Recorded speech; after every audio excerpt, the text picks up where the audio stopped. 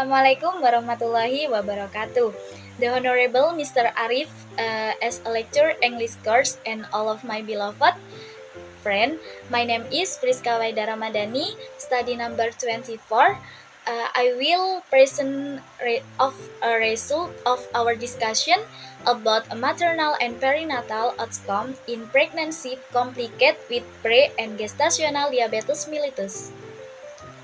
Topic of the presentation: the first introduction, the second method, the third result, and then discussion, and the last conclusion. In the first introduction, diabetes mellitus is a metabolic disorder caused by inadequate insulin production by the pancreas, insufficient insulin utilization, or both. Diabetes diagnosed before pregnancy, defined as pre-gestational diabetes mellitus or PGDM, can be either type 1 DM or type 2 DM. Gestational diabetes mellitus or GDM is a common metabolic complication of pregnancy and glucose intolerance occurs second or trimester.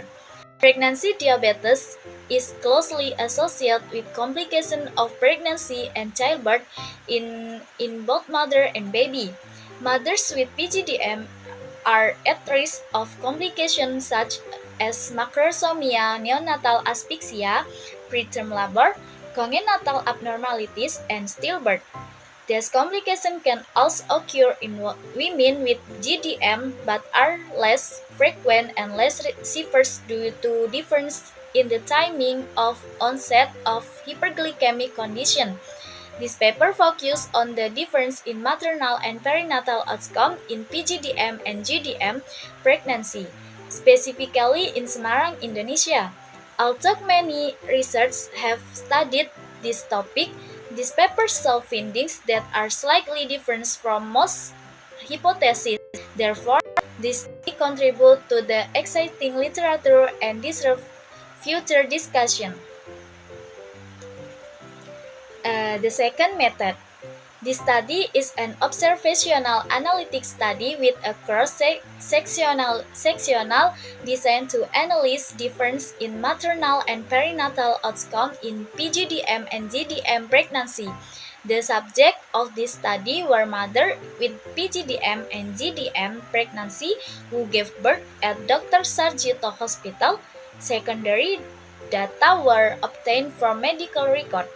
This study used consecutive sampling methods to collect medical record of obstetric patients at Dr. Karyadi Hospital Semarang who met the inclusion and exclusion criteria. Inclusion criteria were medical record of mother with PGDM and GDM pregnancy who gave birth at Dr. Karyadi Hospital. Exclusion criteria in the study were illegible, incomplete, or damaged medical record. The third result, there were no maternal death, and either group preeclampsia was significantly higher in the PGDM group.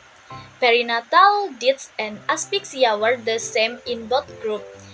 Premature was higher in the PGDM group.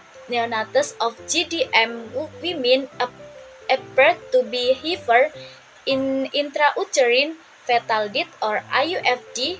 Rates were higher in the GDM group. Congenital anomalies were found in the GDM group. The study began with 95 subjects and 57 met the inclusion criteria. We divide the subject into two groups, 38 in the PGDM group and 19 in the GDM group. Based on the medical record database, there were 95 pregnancy complicated with DM and 2015 until 2019. The incidence of PGDM and GDM generally increased every year, but GDM had a greater increase, figure 1. This is chart study. Subject are mother with PGDM and GDM pregnancy in Dr. Karyadi Hospital Semarang in 2015 until 2019. And then discussion. In this study, there was no maternal mortality in either group, in line with Alex Fong et al.'s findings. Preeclampsia occur more in the PGDM group than in the GDM group. This occurrence could be because of the prolonged exposure to hyperglycemic in the fetus in the PGDM group. 9 9 9 to X preeclampsia pathology remains a complex and exclusive matter. But studies show that in the patient with DM and increased insulin resistance can increase the incidence of hypertension in this patient. Also, it seems that diabetics pregnancy is associated with dysfunction and vascular disease, which is one of the basic pathophysiologies of preeclampsia. Of the 12 causes of perinatal death, 10 were caused by IUFD and 2 by stillbirth.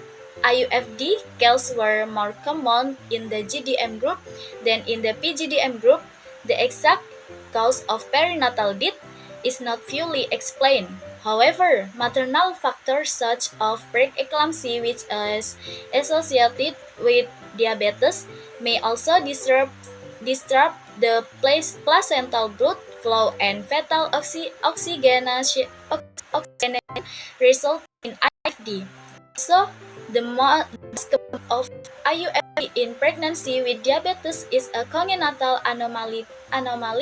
In this study, a congenital anomaly occurs in pregnancy with GDM. The last conclusion.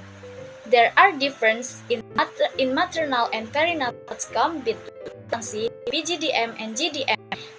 Eclampsia congenital malformation. This study fell and not even with the head, but were several different suggestions or future research on the difference in maternal and perinatal outcome in pregnancy with PGDM and GDM. Other outcomes and research on that were following the need for research on postpartum outcome of diabetic pregnancies. This is the journal episode 2 that all of the presentation. Thank you for your attention. Wassalamualaikum warahmatullahi wabarakatuh.